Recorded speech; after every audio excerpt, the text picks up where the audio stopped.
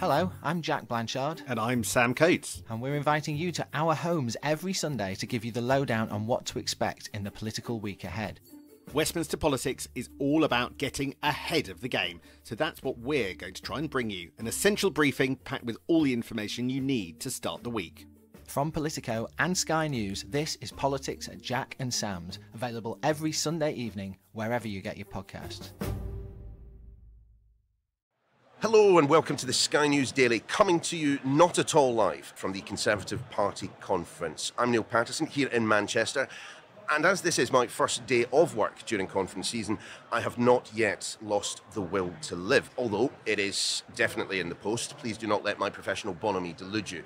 I am talking to you from our podcast studio slap bang in the middle of the exhibition hall, surrounded by stands and exhibitions and organisations as diverse and disparate as Cat Protection and the Kurdistan Regional Government's UK representation. But step away from the free key rings, branded mints and tiny ceramic busts of Winston Churchill and Maggie Thatcher, and there has been but one topic in town. Are we going to see tax cuts before the next election, Chancellor? Is your party divided on the economy? The ambition is there to cut taxes, but we can only do so when it is fiscally sound to do so. I am with those who believe that a moderate tax cut, a modest tax cut, is possible this year. Well, we want to grow the economy. I'm just not going to enter the rest of the debate, don't worry. Sitting right next to me, we have our Deputy Political Editor, Sam Coates, and Economics Editor, Ed Conway. Lovely to see you. You're having fun? Doesn't look like it. Always. Always. Often when I'm having fun, others aren't. Yeah, politicians. How about you, Ed? No is the answer. Right, moving swiftly on. Chancellor Jeremy Hunt was... that's only because the story isn't really about economics today, and you just crossed that you wasted all that time coming up here, and nobody's going to be listening to you on the telly or on the podcast. I'm cross because you're not the centre of attention, and that's the only reason. Well, there is that, but I come up here hoping desperately that there's going to be some economics to talk about, and in the end, it's all politics. Politics. What we're going to do first, before talking about any of this, Hello, I'm Jack Blanchard. And I'm Sam Coates. And we're inviting you to our homes every Sunday to give you the lowdown on what to expect in the political week ahead. From Politico and Sky News, this is Politics at Jack and Sam's, available every Sunday evening, wherever you get your podcasts. Hello and welcome to the Sky News Daily, coming to you not at all live from the Conservative Party conference. I'm Neil Patterson here in Manchester, and as this is my first day of work during conference season, I have not yet lost the will to live, although it is definitely in the post. Please do not let my professional bonhomie delude you.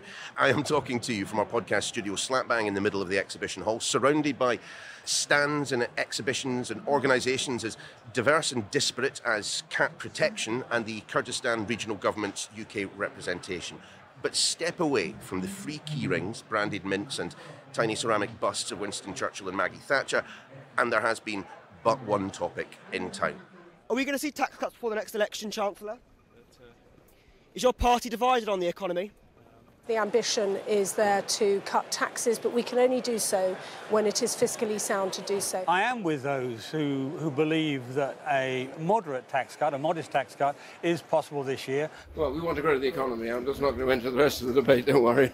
Sitting right next to me, we have our Deputy Political Editor, Sam Coates, and Economics Editor, Ed Conway. Lovely to see you. You're having fun? Doesn't look like it. Always. Always. Often when I'm having fun, others aren't. Yeah, politicians. How about you, Ed? No is the answer. Right, moving swiftly on. Chancellor Jeremy Hunt was... that's only because the story isn't really about economics today, and you just crossed that you wasted all that time coming up here, and nobody's going to be listening to you on the telly or on the podcast. I'm cross because you're not the centre of attention, and that's the only reason. Well, there is that, but I come up here hoping desperately that there's going to be some economics to talk about, and in the end, it's all politics. Politics. What we're going to do first, before talking about any of this, is have a listen to the Chancellor. Jeremy Hunt was, of course, top of the bill in terms of conference speakers. He had plenty to say on the living wage, benefits, freezing civil service expansion, and other things. Let's have a listen. But Rishi Sunak and I care more about the future than the past. And our plan's very simple. We're going to make Britain a global leader in the industries of the future, the world's next Silicon Valley. And it's already happening. Last year, we became only the third trillion-dollar tech economy in the world. Our tech sector is now double the size of Germany's and 3 times France. British-discovered vaccines and treatments saved 7 million lives across the world in the pandemic, more than from any other country. We do more offshore wind than anywhere in Europe. We've got 3 huge electric car factories being built. We're Europe's biggest film and TV production centre. And next time I want to see Barbie wearing a Union Jack, because that too was filmed in Britain. Also here at the Conservative Party conference today, it might not be the usual protocol for a former leader to turn up, but Liz Truss has been here and she's been rallying for growth. Axing the tax, cutting the bills and building the homes. We need to unleash business across Britain. We need people to want to invest in our country. We need businesses to be able to expand, to grow, to create new jobs, to create new ideas. That's why I'm calling upon the Chancellor at the autumn statement to put corporation tax back down to 19%. And frankly, if we can get it lower, the better. Yeah, do you know what? We might well have a word or two to say about Liz Truss a little bit later on in the podcast. But we are going to start with something else, something which has been on everyone's lips and something which has happened in the past couple of hours. Sam, tell me what's going on with HS2. It's a complicated story, so bear with me. The government has been readying itself for a big announcement about HS2. You've been hearing about the outline of it for days and days. This is the scrapping of the leg from Birmingham to Manchester. Now, they put in place over the weekend, we discovered, plans that would basically allow Rishi Sunak to announce it as early as this week. You know, they need to do a cabinet meeting, there could be a visit, and it could come on Tuesday or Wednesday of conference week. That all required the Chancellor and the Prime Minister to actually make the final decision. I am told that we have now reached something like that point. A decision by government has been made in its sort of inner sanctum. But about an hour after we revealed that, Downing Street issued a statement saying the reports are wrong, no final decision has been made. Sophistry. That's what I'm calling it. That's what it is. I think it is a reflection of process, if you were being generous. The decision that has been made so far does need to be agreed to by the whole cabinet. I don't think there's much, if any, chance of dissent. I think we're kind of basically there. We can't quite predict timing on this announcement, and it could be as soon as this week. But it feels to me like we are basically on the cusp of this big decision that we've been talking about for days. Why is it happening all of a sudden? Well, that's because ever since 2 weeks ago, that sort of Downing Street's View rogue photographer who works in Downing Street, Steve Back, captured a document showing that HS2's northern leg was on the table. This subject has sucked all the oxygen out of the air. 30% of every interview has been about it. They can't get back on the front foot until they solve it. OK, but on the front foot is not necessarily how I would choose to describe a situation in which you announce the scrapping of the link to Manchester in Manchester, in a former railway station, you know, on the day that the Chancellor of the Exchequer made his speech. Of course, the Chancellor of the Exchequer, who had to fly to Manchester because his train to Manchester was cancelled. And I can hear Downing Street screaming, we haven't announced it. And in fairness to them, they haven't. The problem is that we don't wait until the formal announcement of every policy before we report what we hear. But that is the problem. They haven't announced it. They haven't got control of the narrative. I mean, that's the, you know, I'm the economic guy, so I don't know. I'm not a political expert, but there does feel to be like a lack of momentum. What the audio listener couldn't see was the way that he wafted his hand away at the political aspect, as if they were not to be taken seriously like an economics big-brain journalist. That kind of thing. But here we are at a conference whose tagline is long-term decisions for a brighter future. And literally the main topic here is the scrapping of one of their biggest long-term decisions. It's crazy. How much money? How much money has been wasted on this? I mean, I don't think we can even put a figure on this, but definitely in the tens of billions. In the tens of billions. I mean, it could be kind of closing in on getting towards... How many figures is it? 100 billion, you know, that's a lot of figures. But that's if you go, see, I'm the economics guy, but that's if you go for both of these different routes. Either way, it's just, to me, and to a lot of the kind of business people I talk to, all of whom, they do want that slogan to be right, long-term decisions, so they can decide whether they're going to put their factory in Manchester or put their factory somewhere else or invest in this country. They just want to know, they want some stability, actually even more than tax cuts or subsidies or any of this other stuff. They just want to know where they stand. And the issue here that I've picked up, and that doesn't take a detective to work it out, is not even the members of the Conservative Party are quite sure what the Conservative Party is right now. There's so many different factions in it, such a lack of clarity that any of these decisions seem to be completely fuzzy. Sam, you look like you were leaping into action there. Oh no, I thought Ed was about to nick a line that he just heard me use on the telly. And it's this, that there are lots of different parts of the this is all about me. There are so many different directions when it comes to the Conservative Party and economic policy. Some believe that the priority is cutting inflation, that's what we hear from the Chancellor and the Prime Minister. Some believe it's dealing with the deficit, like George Osborne. Some believe that it's growth. There's no one idea, and those ideas do compete, because if you want more growth, then maybe you'll tolerate a bit more inflation, and vice versa. And there's a whole load of them that want tax cuts, which blow up most of those other things. Well, let's talk about tax cuts and the position that the Conservative Party finds it in at the moment. You have so many people singing from so many different hymn sheets. I mean, I remember a time when this was the party of low taxation. Now it's the biggest tax burden in, 70 years? And this Parliament, in particular, is going to see the biggest increase in the tax burden that we've seen in modern history. I mean, it's worth just kind of taking a moment to allow that to sink in. And why is that happening? It's because Liz Truss brought in Jeremy Hunt to reverse all of those big kind of tax freezing decisions that she wanted to take. And what resulted was those decisions, which involve an enormous increase in the tax burden, which was already pretty high. For me, the issue is that what Boris Johnson previously managed to do quite well was to bring all of these very disparate, different kind of visions of what the Conservative Party could be that Sam was talking about there, to bring those together. And you had a kind of sense of, we're going to build stuff, it's going to be exciting, we're going to have a relatively low tax economy. It somehow worked with him, but just since his departure, everything seems to have frayed and the cohesion has gone. But wasn't that, Sam, wasn't that because Boris Johnson was not large C conservative? That what he was talking about in terms of his economic policy was not conservatism as I understand it? It was big state spending in the view of many. And the thing that hurts Downing Street's head is that they are having to tell people that Rishi Sunak is more right-wing than Boris Johnson, because there are quite a lot of people who assume that Rishi Sunak is some kind of establishment figure. He's a centrist, but he's not. But he's not, exactly. But I mean, people don't know where to look at this conference. Right, Jake Berry, he is a former Conservative chairman of the party. Jake Berry asked at a rally in the last couple of hours, why do taxes go up? And the first cry from the audience was Jeremy Hunt.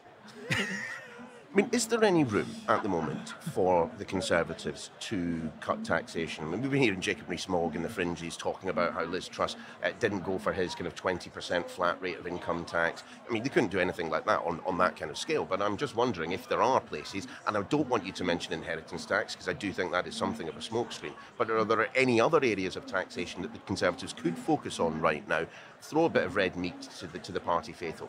I don't know that there are. It's difficult right now, because you're at a point where, in secular terms, as economists would talk about it, the tax burden's going up everywhere. And in a way, the UK is just catching up with, what's happened in continental Europe.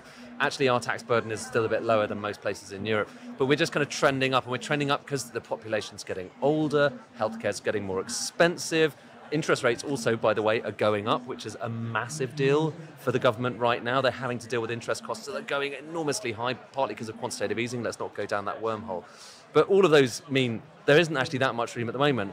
However, nothing is impossible, and you could look at some areas where you could trim back a bit of public spending. This was supposed to be Jeremy Hunt's big pitch. Trim back public spending. There were some announcements today, despite the fact that, they've been completely overshadowed by everything else. He talks about introducing freezes on civil service hiring. That's really similar to what George Osborne announced back in 2010. On its own, that might be seen as, this is a big moment. Read the tea leaves and it looks like the Tory party is heading back towards this kind of austerity mindset. However, because no one believes that these policies are necessarily going to get implemented because of this mess we're talking about, the salience of each of these different measures has slightly kind of shriveled away a little bit. Sam, if Ed is talking about whether you can do tax cuts, actually the debate that I'm picking up is what tax cut to do. And there are different people saying different things that reflects quite an existential crisis with the Conservative Party. But I'm afraid I'm going to say the words inheritance tax. There are some who want to encourage aspiration. They think that maybe an abolition or a two-step abolition, going halfway next year and abolishing it all the year after, is the right way to signal what conservatism is all about. And they often represent, some of the southern sort of more aspirant, more wealthy seats, unsurprisingly, because that's where the people are who will benefit. But there are other conservatives, perhaps more in the red wall, who believe very strongly that the Conservative Party needs to reflect its new base, its post-2019 Boris Johnson electoral coalition, and therefore needs to target those in work, quote-unquote, doing the right thing, at the lowest end of the income spectrum. Well, that's what Jeremy Hunt was saying. I mean, literally saying on the stage just a few... And you've got a coalition of Jeremy Hunt. You had Michael Gove on Sunday morning on the Trevor Phillips show saying the same. And so there's a debate not only about can we and when shall we, but also what should we do. Isn't this just representative, and I want to talk about inheritance tax for a second, isn't this just representative of the kind of the unholy alliance that there is between the grassroots of the Conservative Party and the leadership sometimes? I mean, you tell the general population that you're going to go hell for leather on inheritance tax, something which affects a single-digit percentage of people in this country. You point out the fact that a married couple has an allowance of up to £1 million. It becomes pretty obvious that this is nothing but window dressing. I mean, but it plays really, really well. The polling doesn't agree with that. The polling is popular. But to me, it looks like a comfort blanket. It's a comfort blanket to start talking about which tax you would cut, when the tax burden is going up at the fastest rate that we have seen in the modern era. The government is raising the tax burden, and yet talking, all this talk about which taxes you're going to cut. It's kind of window dressing in the big scheme of things, because everyone is paying more in tax. Chaps, we are going to pause there just for a second. When we return, we'll continue to examine exactly what the Conservative Party stands for, but also dwell on that speech from Liz Truss. Back in a moment. And we are still here at the Conservative Party conference in Manchester. Our Deputy Political Editor, Sam Coates, and our Economics Editor, Ed Conway, have not yet come to blows. They are still sitting here with us. It's only a matter of time. I've been saying that for years. Should we talk Liz Truss? That was a speech and a half, wasn't it, Sam? I mean, she is the comeback queen. Is she? Sorry. But you laugh at that, Neil. I do. Come with me gently on this journey. Okay. I think the thing that's so striking about this conference is just how many Trussian ideas are taking root all over the whole of Manchester. Take yesterday. Michael Gove was on Trevor Phillips' show, and he was incredibly critical of the Office for Budget Responsibility, the kind of economic regulator, the people that do the forecast for the Chancellor, suggesting that they're always wrong. But you blow up that, which is something that Liz Truss did when she ignored it when she was preparing for her mini budget. You ignore that and you sort of take away, or you sort of denigrate the sort of foundations of how you make economic decision making. Fine to have criticisms of it, but you do need forecasts to make decisions in some way or another. Absolutely no sense of how that was done. That would be done under Michael Gove's vision. Or you take some of the activists around here, the leaked WhatsApp messages that I got on Saturday from the Peter Cruddas group. He's a Tory donor who's set up this Conservative Democracy organisation. They talk about the sort of, in conspiratorial terms, about people pulling Rishi Sunak's strings, representing a sort of global government. That sounds a bit far-fetched, but then you hear Danny Kruger on the stage talking about how the global attempt to come up with a response to another pandemic is something that they should be monitoring very closely, as if there is some wider and a sinister agenda. And then conspiracy. You look, and it leans towards. I wasn't at there. I've just seen reports of it. I don't want to go too far down that route, but it's certainly something that I've noted. And then you look at the tax debate, where you've got the vast majority of people at this conference just wanting to hear what they want to hear, not a conversation about checks and balances. The Conservative Party rejected the Rishi Sunak difficult choices model of government. Are they falling in love with it, or do they just want what they want after 13 years, as they're looking, if they win at a fifth term, which would be unprecedented in modern British politics? I'm not sure that they're ready for that kind of difficult moment. It feels like it's fantasy land, to be absolutely honest with you. Mm-hmm. You know, this time last year, we can all remember what it was like. The markets were in a terrible, terrible place. None of which got mentioned, of course, in the Liz Truss speech that we had earlier on. Well, she kind of recently did her speech at the Institute for Government, and she said, oh, yes, maybe I went a bit too quickly. That was the whole point. The whole point was the execution. She didn't execute it. She had some fascinating, interesting ideas with which a lot of people would agree, but it was executed so badly that she lost the confidence of markets and her credibility. She spent 3 months campaigning as a low-tax, small state conservative, and then within 4 days of getting into power, she launched the biggest spending project in British history with the energy subsidy plan.